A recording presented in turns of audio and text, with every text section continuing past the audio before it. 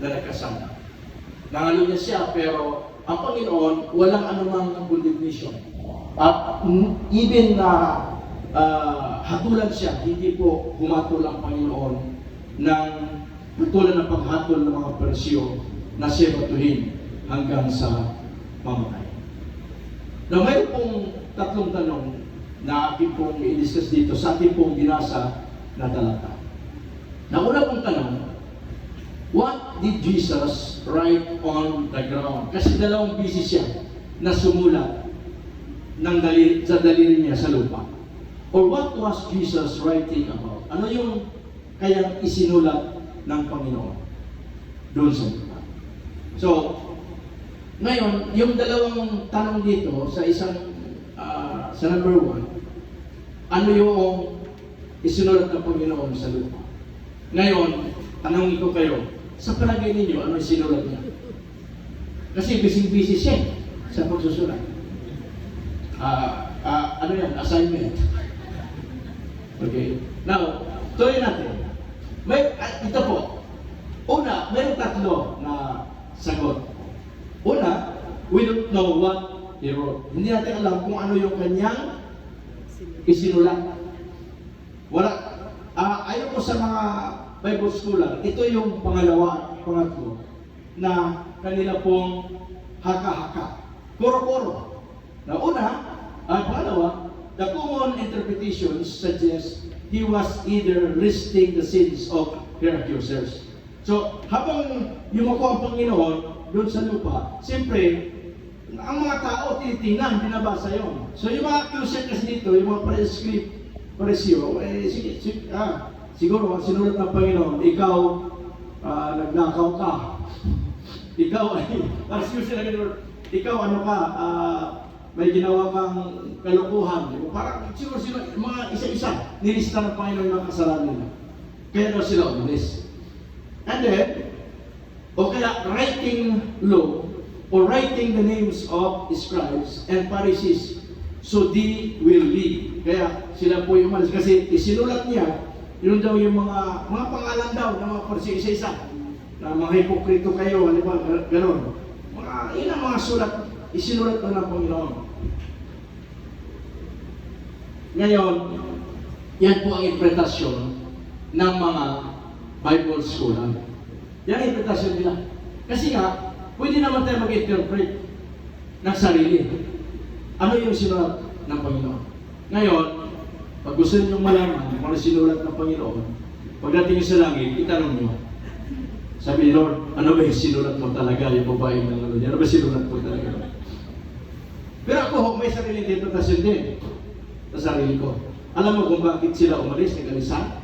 Sa akin. Sa akin lang. Ang sabi ng Panginoon, walang bato rito. Maghakot kayo.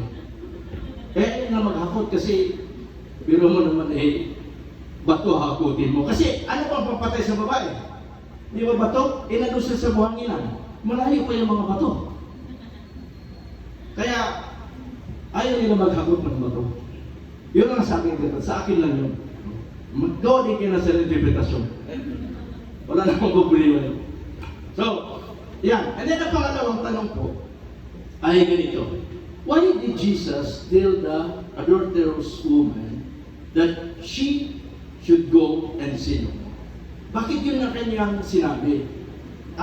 Isang palaisipan kasi, Pastor, bakit sinabi niya sa babae na huwag ka na magkasala pa muli? Ito po ang sagot. Because if she continue doing sin, she will reap the consequences. Kasi pagka patuloy niya gagawin yung kasalanan na pangalo niya pa din, ay aanihin niya. Ang ibig sabihin kasi sa Tagalog ng consequences, marami pong kahulugan sa Tagalog. Ibig sabihin, kalalabasan, kahinatnan. Yun ang ibig sabihin. Na kahinatnan ng kasalanan mo na ginawa. O bunga ng kasalanan na ginawa. O resulta ng kasalanan na ginawa.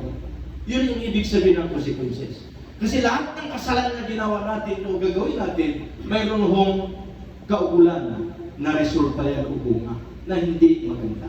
Katulad ni David, nung siya magkasala, nagkasala siya ng pangalo niya. Alam niyo, nung time na nasa Israel kami, pumunta kami doon sa City of David. ay hinuhukay pa yung palasyo ni David. At habang nandun kami, nasa bundok, yung tour guide namin, sinabi niya na yung bundok na yan, ito, kung saan tayo nakaharap, yan yung CR ni David. Tapos, yung bahay niya mataas, dito at sa baba natin, sa baba, nandyan si Bathsheba. Kaya habang naliligo si Bathsheba sa taas, si David, kaya siya nagkasala. Naglalakad sa pasilyo. At nakikita yung tinuro yung CR ni David, yan. Sabi ko, grabe ano, natitris pa nila yung mga ganon.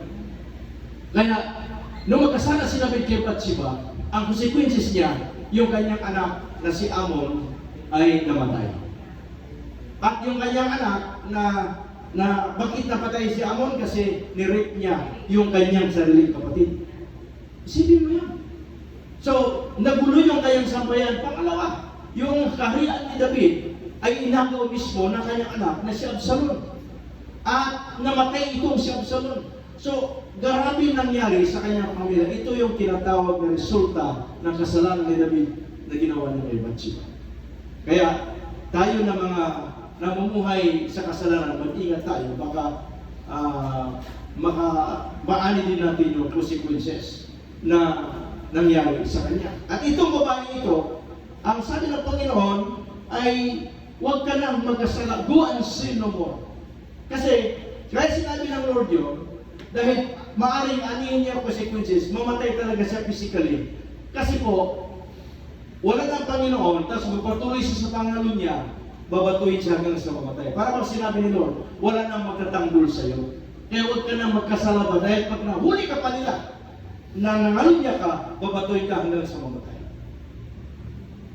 Kaya ako nandito para ipagtanggol ka. Yung love, mercy, pinakita ng Panginoon doon sa babae na nagkasala. Noong araw, magabatas sa batas pa ni Moses, ay nandun na yung biyaya at grasya ng Panginoon. Kaya nga sinabi niya, kung sino yung walang kasalanan, siya yung unang bumato. Eh ayaw nilang batuhin. Kasi wala ng bato. Kailangan pa nilang maghakot. So, yun ang naging resulta. Kaya, nag-alisan sila. Ngayon, ano aplikasyon sa buhay natin, mga kapatid? So, application dito sa buhay natin ay yung bang i-apply natin yan sa buhay natin. Now, next, what are the consequences of sin? Kasi, ang pinag-usapan natin ito kasalanan. Kaya ayaw ng Lord na magpatuloy yung babae kasi may consequences. Mayroong resulta o pinatnan ng kasalanan na ginawa. Now, our iniquities have separated us from God. And our sins have hidden His face from us. Isa po ito sa dahilan kung bakit po ang mga manampalataya ay hindi madirig ng Diyos dahil nagpatuloy sila sa kasalanan. Gusto ng Diyos na hindi ka magpapatuloy. Dito po sa Isaiah chapter 59 verse 2. Ang sabi po, ngunit pinag-iwalay ng inyong mga kasamaan kayo at ang iyong Diyos. At ang inyong makasalanan ang siyang nagkubli ng kanyang mukha sa inyo. Ano pa? Siya'y hindi nakikinig. Kaya, kung hindi tayo narinig ng Panginoon, pagka tayo po ay namuhay sa kasalanan. Yun ang reason kung bakit sinabi ng Lord sa babae, huwag ka na magkasala ng Diyos. Kasi hindi magkaroon siya ng tunay na relasyon sa Diyos.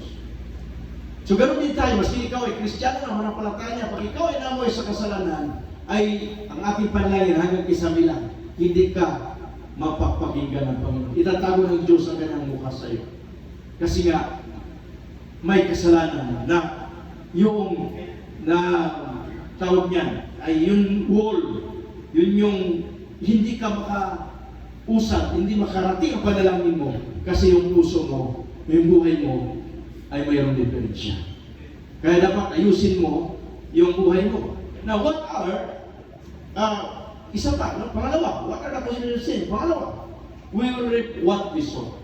Ano man yung ating pong itinanim, aanihin natin.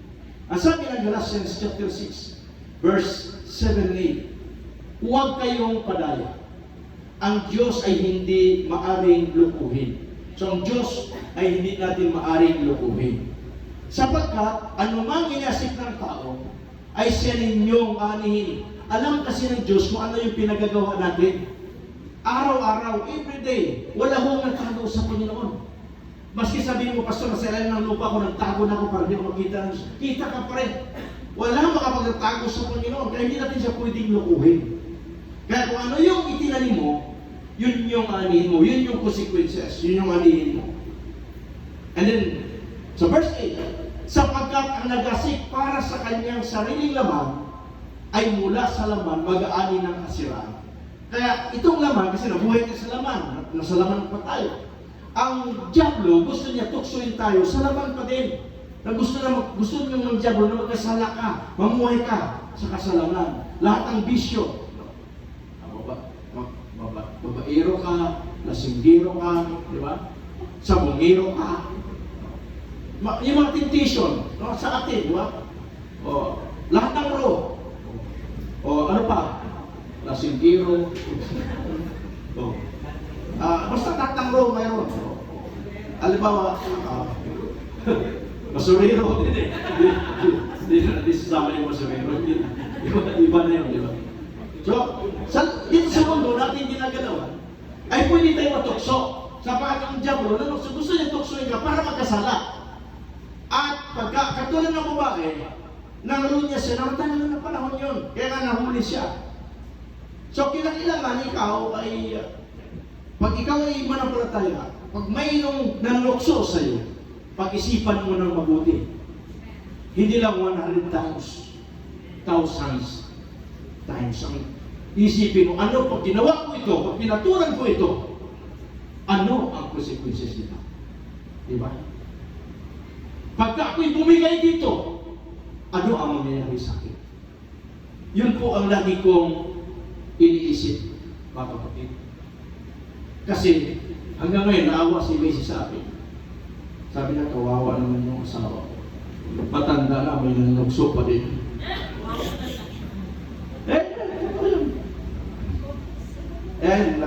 Inapan niya ako, binibidyo pa niya. Totoo yun. Naawa na siya sa akin. Kasi simula pa na nagpastor ako, walang tigil ang tukso. Akala niyo titigil ang tukso? Hindi. Ang Diablo hindi titigil manunukso sa iyo. Sabi mo sa katabi mo, tumitigil ka pero tukso hindi titigil. Lagi yan. Kaya pagbigyan mo yan, pagbibigyan mo yung tukso, yung consequences nito. Lagi mong isipin yan. Lahat tayo may kahinaan, tama? At alam ng Diablo yung kahinaan mo. Kaya doon ka tutuksoin lagi. Ngayon, pagka natukso ka na at sa laman, namuhay ka sa laman, nagkasala ka, ang anihin mo, nakalagay ka, no? Ang anihin mo ay kasiraan. Sisirain yung buhay mo. Masisira yung buhay mo. Kaya, warningan mo lagi, huwag mong subukan. Masisira ang buhay mo. Alam niyo kung sino nag-quote yan, pero totoo yun. Yung tao nagsasabi ng totoo yun. Kaya pagka sinubukan mo o pagbigyan mo ang kaaway, masisira talaga ang buhay. Kaya sabi ko, Lord, hindi dapat ako bumigay sa tukso. Alam mo, laging naisip, masisira yung aking ministry, buhay ko, ministry na titiwala mo sa matagal na panahon. Pagkatapos yung aking pamilya, yung asawa ko, yung mga anak ko, lahat ng mga tao na titiwala sa akin sa paligid, ay ikukundin ko, masisira ko. Hindi ko dapat pagbigyan ito. Kasi yung mga nanukso, hindi naman mga pangit. Ang pinapadalang Diablo, ano? Mga magaganda. Kasi parang natukso ka. Sabi ng isang pastor, natukso. Tapos, lamang lang siya ng kunti ni Max Alvarado eh. Sabi, ha? Pinagpatulan yun?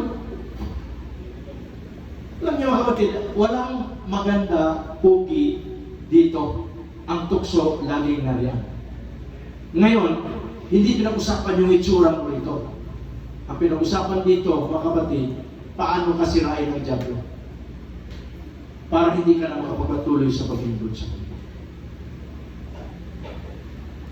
Then, ito na ang kasunod. Sumalit, ang nagasik sa Espiritu. mula sa Espiritu ay mag-aay ng buhay na walang hanggan. Kaya yun naman yung ganti sa atin. Pagka tayo ay lumakad sa Espiritu, at dapat yung iyong laman, masupil mo siya. Hindi dapat mangingibabaw. Dapat mangingibabaw ang spiritual life mo. Yung spiritual mo na buhay, dapat maging mataas ang antas. Para pag dumating yung tukso, talbog lang siya. Kasi mataas yung spiritual mo. Ngayon, pag mataas yung laman, yung hilig na laman ang siyang namamayani, at mas mababa yung spiritual mo, doon ka natutukso. Sabi mo sa katabi mo, ano ang mababa sa iyong mataas? Hindi ang spaghetti, pababa at mataas. Ano? Kaya dapat pagsikapan natin na tumaas ang antas ng ating spiritual na kalagayan sapagkat nung makilala natin ang Panginoon, tumira ang Holy Spirit sa atin, ang plano ng Diyos, spiritual ka na tao. Dapat spiritual ka na tao, hindi ka makalaman. Spiritual ka. Kaya pag may tukso, isang tabi mo niya. At hindi mo siya pagbibigyan kasi mataas yung spiritual mo. Sabi ng isang pastor, sabi niya, pastor, alam mo, kasi kami mga pastor, uusap kami. Nasa Australia ako. Pagkatapos ay, pagdating ko roon, sabi nung babae, i-massage mo ako. Sabi mo. So, sa tinirahan niya.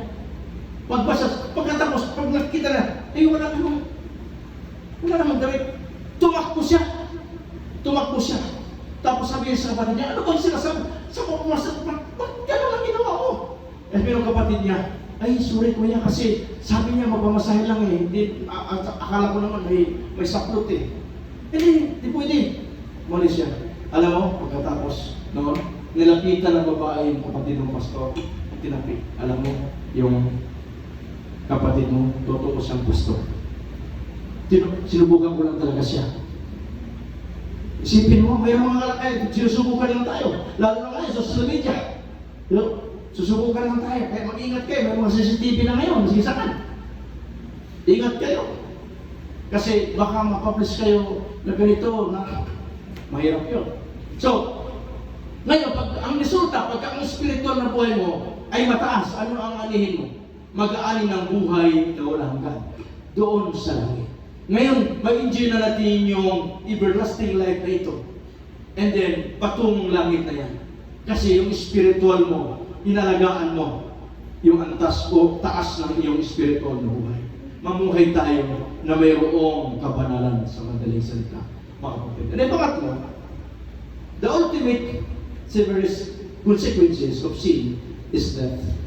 Ito po ang yung pong pinakahinatnan na mas matindi na magparking ka, mamatay ka ng maaga pagka ikaw ay nagpapatuloy sa kasalanan. Yung babae mabuti na lang ano ng Panginoon. Pag wala, mamatay talaga sa bato. Sapat yun nakalagay sa utusan ni Moses. Papatayin yung mga nangulo niya.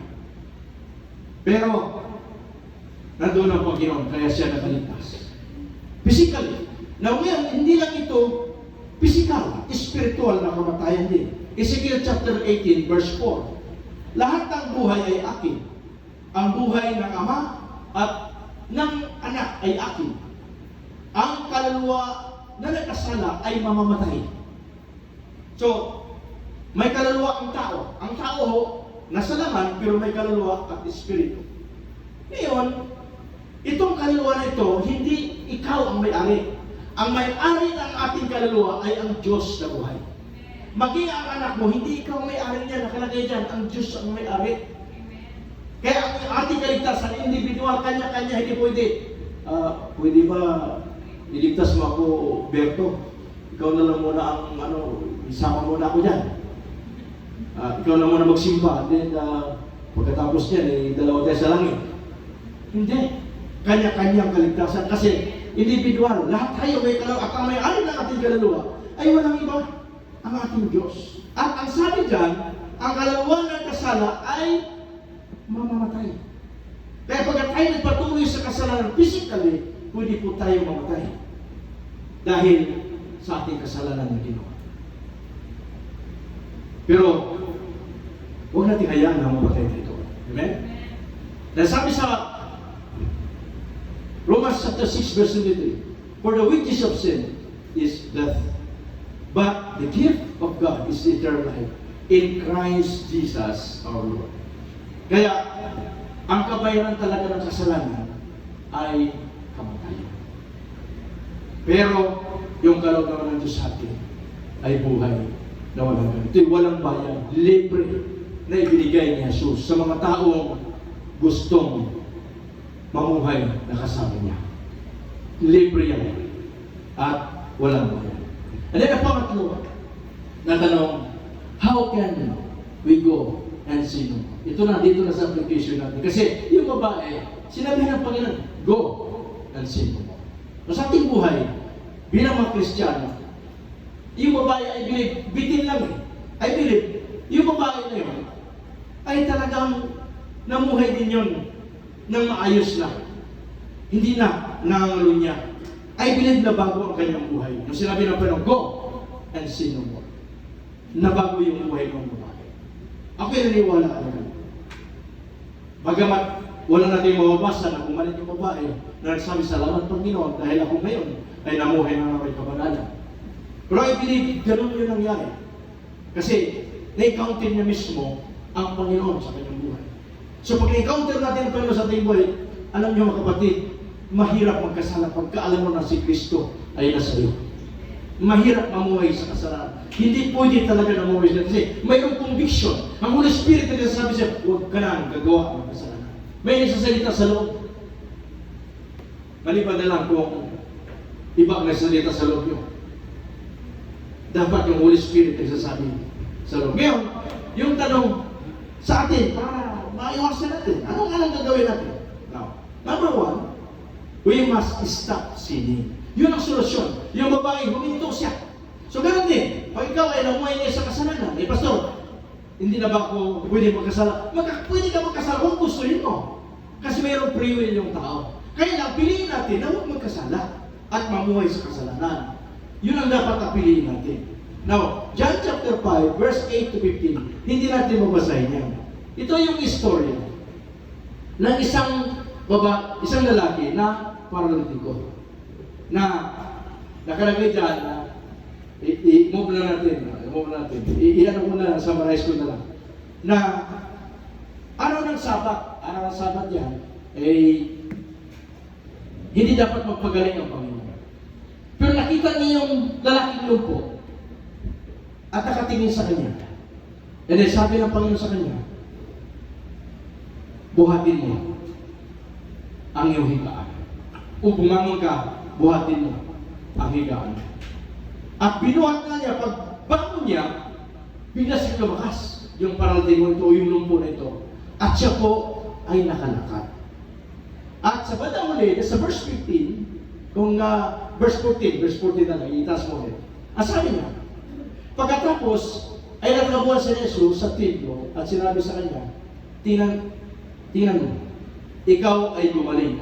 Sabi niya, tingnan mo, ikaw, nakita ni Jesus eh. Kasi sabi ng mga iskila, sino nagpagaling sa'yo? Sabi siya, basta may nagpagaling sa akin. Hindi niya kilala. Nung imbestigahan siya. And then, tinignan si Jesus, ikaw ay gumaling na. At ang sabi niya, huwag ka nang magkasala. Baka may mangyari pa sa iyo na lalong masama. Kaya kung ikaw ay nagpatuloy sa kasalanan, maaring may mangyari sa iyo na masama.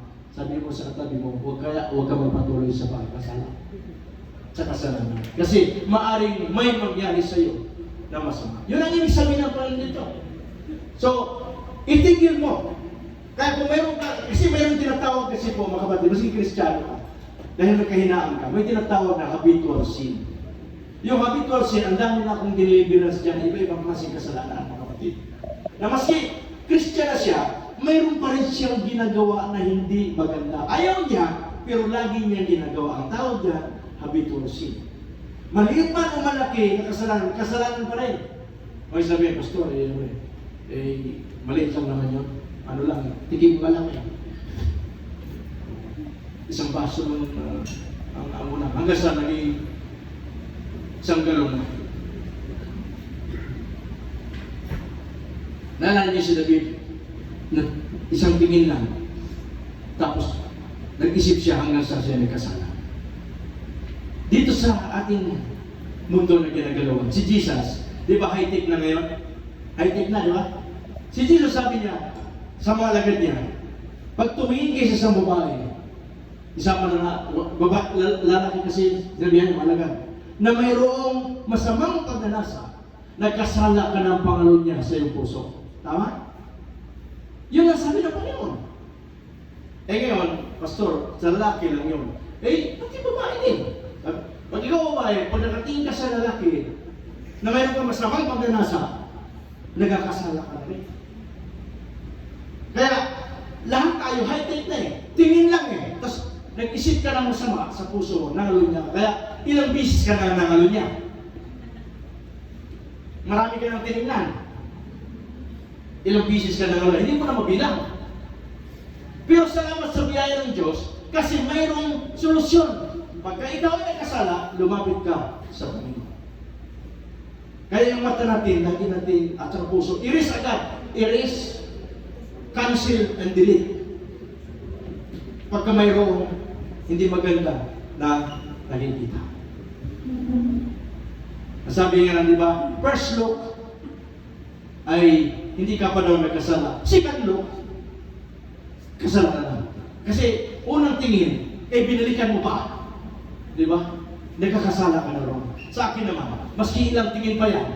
Sa akin maski ilang tingin pa yan. Wala ka namang masamang iniisip, baliw na yun. Amen?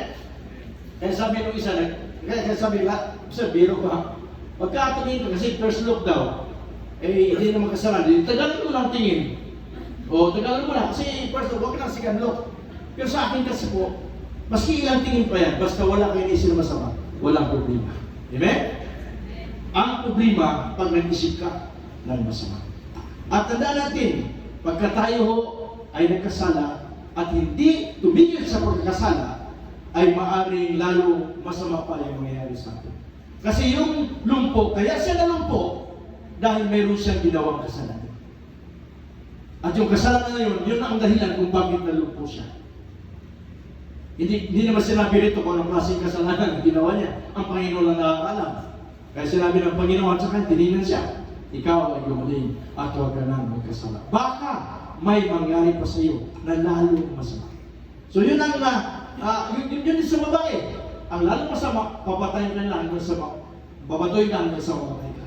Yun ang ibig sabihin ng Panginoon. Dito sa lalaki naman, baka pag inulit mo pa, gumawa ka pa ng kalukuhan o masama, baka may mangyari pa sa iyo na hindi maganda. At lalong ang nakalagay sa English ay ginamit po, di ba? Tingnan niyo yung ginamit sa, anong ginamit sa English? Worse. Alam na niyo, ibig sabihin ng worse. Hindi horse worse. So, sobrang hindi maganda, masamang masama, pwede na mangyari sa iyo. Ganon yung mga tao na namuhay sa kasalanan. Ngayon, ano ang gawin natin, mga kapatid? Dito sa pangalawa, yun natin yung pangalawa, kasyon natin dito. We must remain or abide in Christ. Ito, una, stop sinning. And then ang pangalawa, we must remain or abide in Christ. Ito ang solusyon. I believe yung babae na natili siya sa Panginoon. Itong lalaki na lumpo na pinagaling na natili din siya, naging kay Lord. So, ganoon din tayo. Ang pinakamaganda, huwag kang bibitiw sa Panginoon. Pag ikaw ay nagkasala, lapit agad kay Lord. Kasi po, siya yung mediator natin. Ang taga-akusa, ang demonyo. Ang Panginoon naman, siya taga-pamagitan. Ama, nagsisi na yan kanina. Kasi, di ba, nasa kanang trono ng Panginoon, ng Ama, no? Ang ating Panginoong Kristo. At ang sabi ng Bible, siya ay great intercessor at mediator. Kaya pagka kayo nagkasala at humingi ng tawad sa Panginoon, tapos lumapit ka ulit kay Lord, sabi, Ama, kita mo yung anak mo. Yan, kanina nagsisi na yan. Oo nga, alam ko. Di ba? Kaya, mayroong nakikiusap sa atin pagka tayo ay lumihis ng landas. Lumihis ba bisa kayo ng landas? Nagkakasala pa kayo minsan? Hindi nga, nagkakasala ba kayo? Nagkakasala tayo minsan. Pero, ang pinakamaganda, yung biyaya ng Panginoon na nasa atin. Nagtatrabaho yung grace, mercy ni God, nagtatrabaho sa atin. Kaya tayo ay nakapamuhay ng may kabanalan. At pag sinabi ng Lord, stop mo na. Amen ba? Pag sinabi, itigil mo na talaga yung pagkakasala mo. Huwag mamuhay. Huwag manatili doon sa kasalanan. Umalis ka habang buhay ka pa. Kasi pag nadatang ka ng kamatayan, delikado ang maging kalagayan. Now, 1 John chapter 3, verse 6 to 9. Basahin natin. Ang sino mang nanatili sa Kanya ay hindi nagkakasala. Kaya kung ikaw nag-abide ka kay Christ, nanatili ka sa Kanya, hindi ka talaga magkakasala. Ngayon, kung ikaw umalis sa Panginoon, tumigil ka na sa paglilingkod, doon ka pamanatan ng dyablo at uupira ng dyablo ng maraming kasalanan. Ang sabi nito, sino mang nakakasala ay hindi nakakita sa Kanya, ni hindi nakilala sa Kanya. Kaya yung namuhay sa kasalanan, hindi talaga nakilala si Lord. Kasi pagkakilala mo Panginoon, hindi ka mananatili doon sa kasalanan. Hindi ka mamumuhay. Then verse 7, mga munting anak, huwag kayong padaya kanino man. Ang gumagawa ng katwiran ay matuwid. Gaya niya na matuwid. Si Kristo ay matuwid. Righteous siya. Kaya pag ikaw gumawa ng katwiran, matuwid ka pag namuhay ka sa katwiran. Kagaya ni Jesus na matuwid. And then verse 8, ang patuloy na gumagawa ng kasalanan ay sa dyablo. Sabi mo sa katabi mo, hindi ka sa dyablo. Kasi hindi ka nagpatuloy sa kasalanan. So ang sabi, ang nagpatuloy daw sa paggawa ng kasalanan ay sa dyablo. Bakit? Sapagkat buhat pa ng pasimula ay nagkasala na ang dyablo. Kaya yung purpose ng dyablo, kukunin ka niya. Gusto niya mamuhay kasalanan para ikaw ay papunta sa impyerno. Yan ang gusto niya. Kasi siya pasimula pa, nagkasala na. Ang dahilan, dahil dito, na ito ang dahilan kung bakit si Kristo nahayag. Dahil dito, nahayag ang anak ng Diyos upang wasakin ang mga gawa ng dyablo. Yun ang reason kung ba't pumunta pa niya ito sa lupa. Para wasakin ang lahat ng gawa ng dyablo. At tayo ay magtagumpay sa kasalanan. At malinis tayo sa kasalanan. Yun ang mission ni Christ. Kaya sa verse 9, ito po, mabigat ito. Ang sino mang ipinarap ng Diyos, yung mga naborn again, in the Spirit, hindi sa nanay ha, kundi sa pinanganak sa Espiritu. Ang sino mang ipinarap ng Diyos, ang Diyos mismo, nag-anak sa'yo. Nung tinanggap mo si Kristo Jesus na anak niya, doon ka ipinanganak, naborn again ka, ay hindi patuloy na nagkakasala. Kaya pang ang born again Christian, hindi na yan nagkakasala. Nagpapatuloy sa kasalanan. Amen ba mga kapatid? Sapagkat ang kanyang binhi, ito po, ang kanyang binhi ay nanatili sa kanya. Sino yung binhi? Yung binhi, yun yung Word of God, si Kristo ay nasa iyo. Pagka nanatili ka kay Kristo, hinayang manatili si Kristo sa buhay mo, sa puso mo, hindi ka maaaring magkasala. Nakalagay dito, sapagkat ang kanyang binhi ay nanatili sa kanya at hindi siya maaaring magkasala. Sapagkat siya ay ipinanganak ng Diyos. Isipin mo, ang bigat niyan, mga kapatid. Nakalagay ipinanganak ka ng Diyos. Kaya, pag ipinanganak ka ng Diyos, magkakasala ka ba? Hanggang open na lang ang kaaway sa'yo. Amen? Dapat marating natin yun na hanggang open na lang ang kaaway sa'yo. Pero, kung ikaw ay bumigay, halimbawa lang, huwag mong kalimutan na bumalik sa Panginoon. 1 John 1:9. Ang sabi, pahayag mo ang iyong kasalanan sa Panginoon at siya tapat na magpapatawad sa lahat ng iyong kalikuan na kasama. Mayroong kapatawaran, kapatid. Habang nabubuhay ang tao, may kapatawaran. Laging may pag-asa. Kaya huwag kang mamuhay sa kasalanan o sa kumunoy ng kasalanan. Kinakailangan mong umahon at magbalik loob sa Diyos. Huwag tayo managay. Mabigat yun. Ang hindi at hindi siya maaaring magkasala sapagkat siya ipinanganak ng Diyos. Lahat ng mga born again ay hindi, ang plano talaga ng Diyos sa kanya, hindi talaga siya maaaring magkasala. Kaya lang, ang tao, ginusto niya magkasala. Yun po ang naging problema. Yun ang problema ng mga Kristiyan. Pero ang plano ng Diyos, kung na-born again ka, hindi ka na dapat talaga magkasala. Yun ang pinakamatindi po.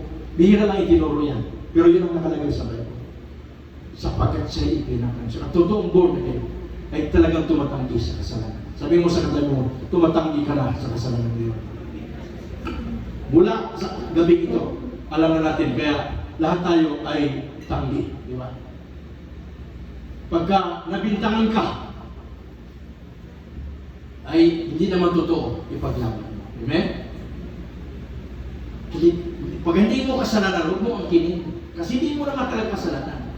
Ngayon, pag kasalanan mo, angkinin mo sa harapan ng Panginoon. Mag-isa harapan ng Panginoon. Kasalanan. Patawad mo na.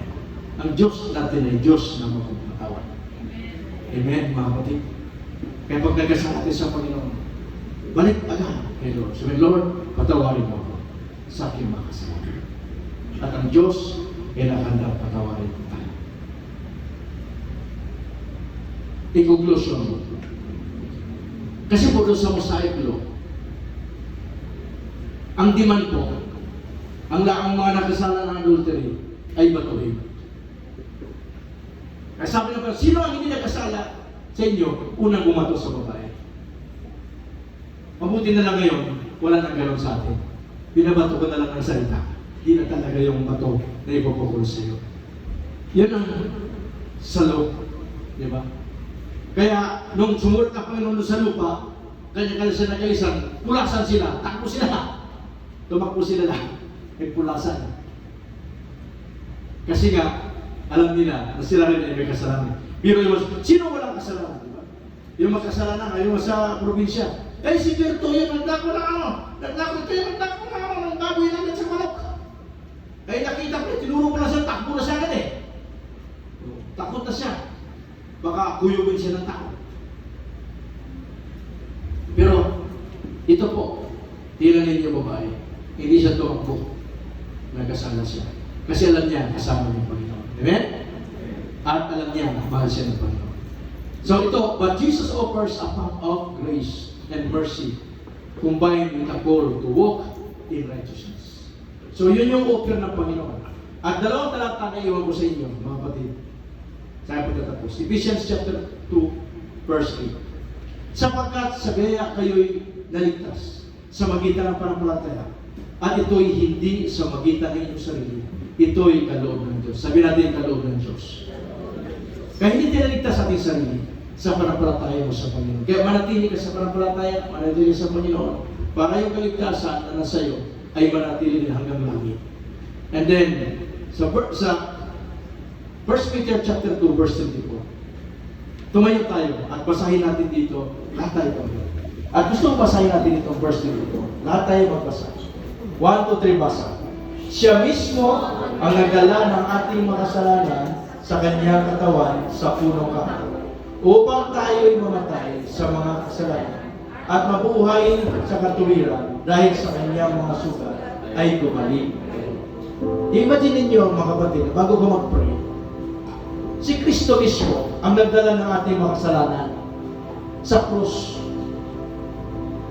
Napako siya doon sa kahoy niya sa krus na yun. Napako ang kanyang katawan para malinis ka sa kasalanan mo. Para mapatawad tayo sa ating mga kasalanan. Upang tayo mamatay daw sa mga kasalanan. Nakalagay din sa ating talata, no? 6, Romans 6:11. Ang sabi dyan, there is a need for them to die to sin, but alive to God in Christ Jesus our Lord. So, mabuhay ka lamang kay Kristo. Mamatay ka sa kasalanan, pero mabuhay ka kay Kristo. Yun ang sabi ni Pedro. Sabi ni Pablo. Yung mga dakilang apostol nito, binili niya sa atin yan. At ang sabi, pagka ikaw ay namuhay sa Panginoon, namatay ka na sa kasalanan, may karugtong.